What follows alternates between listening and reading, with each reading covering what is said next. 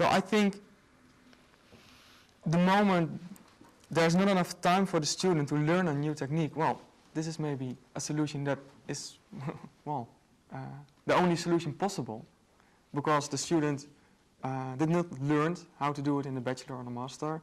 There's not enough time to learn it to the student. And then my university, in our department, students have to analyze their data with techniques they have learned in the bachelor. So the research question is maybe too difficult for this student. That's also another thing. Then we come back to the solution, changing the research question. Is that a solution? Well, in the end, he did sort of have to change the research question, because if you run a regression model, you implicitly also assume a different research question. Of course. So I don't know if he in the end rewrote the whole theoretical section. I'm not sure about that. Did you contact the supervisor of this student? Because personally, I would say to a student, I would tell him this problem, and I would let him go back to his supervisor to discuss the difficulty of this research question. Yeah, I think one of the problems also was the fact that the student had a thesis supervisor that was not in the Utrecht University. At all. It was someone outside in the field, so to say. Mm-hmm. He had a second supervisor, so there was an official supervisor in the university. But I don't think he was really involved in writing the thesis. So. Okay. Well, I want to summarize it, since I also want to discuss your problem. We have a student that has a research question that is maybe too difficult for the techniques he or she learned. We offered several solutions, doing another course, learning it in an individual course, or changing the research question. Well, I think the first solution is the best, but well, the student has to be motivated, and you need time to do so. Well, is this advice helpful, or? I would have to ask the student, I think.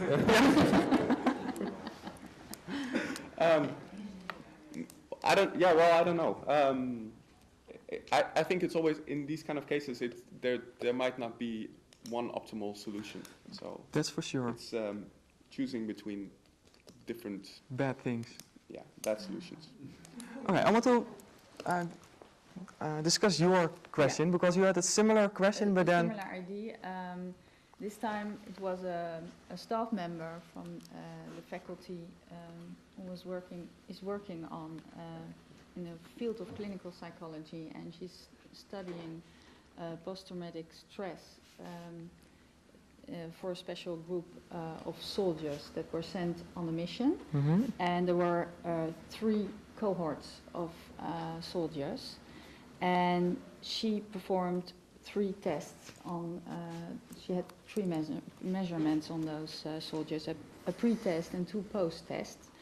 And she started with a very large group of 600 soldiers, but during the time... How many soldiers? 600. 600. But arriving at the 3rd test, at the 2nd post-test, and 2/3 of the data were missing because, well, that's a problem of longitudinal designs. She had in mind to do MANOVA, and then in a repeated measure kind of setting. Mm-hmm. And that would mean that basically she would lose 2/3 of her data. So that's not a very nice thing to do.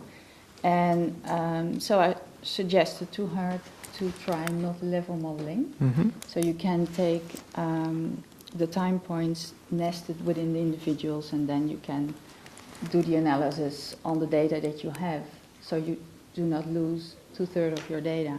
But she came from a field, so the literature that she was studying to prepare for this research was basically MANOVA design. So that's also a problem that you encounter a lot, that researchers working in certain field always use the same technique and then try to find data that are in accord to this methodology. But she said, okay, well, I tried to gather more data. So her design was not the same as the people that were doing the same research. So it became more complicated. But she never learned something about multi-level modeling, never heard of it. And so, but her data were just meant to be for this multi-level modeling. So my problem was then, okay, I can do the analysis with her, sitting behind the computer together and do everything. So that's, of course, that's a solution. But I have a problem with that because how does it go? Because it turns into an article, you write a paper about it, and someone doesn't know the technique very well. Well, how do you deal with it? So I was very curious. I'm not, I do not want to focus on the statistical problem because I think that most of the problems have a solution. What I want to focus on is how do you deal with the level of knowledge of the people that come to your consultancy, and do you help them? And yeah, well, that's the basic problem. So again, the problem here is a researcher has a research question that is that requires an analysis technique he or she is not capable of doing. But this is, of course, another situation, because you already mentioned the solution, doing the analysis together and become a co-author of the article, for example. My first question to you is was this researcher willing or not willing to do a multi-level? Yeah, she was willing because, well, she was quite convinced that otherwise with the MANOVA she would lose 2/3 of her data, so that's a very convincing argument. True, but you also mentioned that the huge amount of literature on that topic is always doing repeated measure MANOVA. But not with, she had a real longitudinal setting, so I think that the other research in this field didn't have that kind of... It's more cross-sectional then. And what is your problem then with doing the analysis together? It's not a problem, but it's just a solution for the short time. That's what I trying to say. I think that I think that most of you face this problem.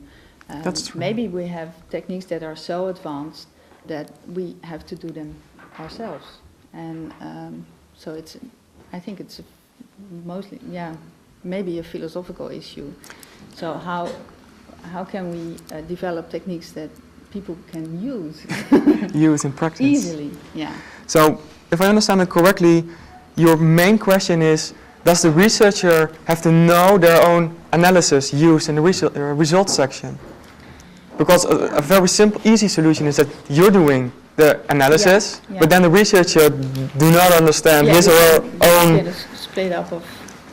And that's not what you want. Maybe. Maybe, yeah.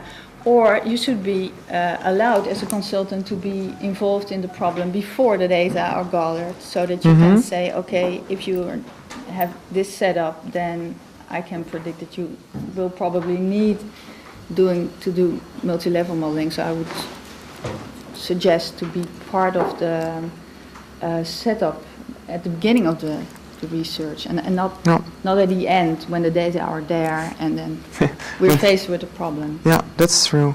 And in the case of multi-level analysis, of course, there are a lot of courses this researcher can take. Of course. But I also can imagine that there are really advanced techniques there are no courses in.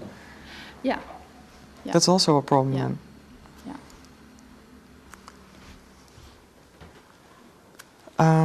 And what do you expect now from me as a consultant? Because there's no answer to this question.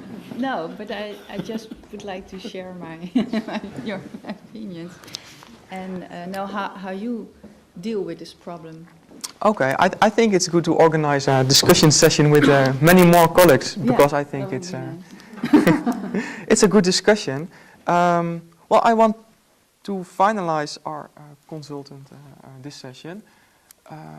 Well, we discussed the main problem that researchers are doing something they're not capable of doing. There's not one solution. There are many solutions And it really depends on the context. So I want to end this consultation. Okay. I will you. give the word to Herman. Oh, okay, yeah, well.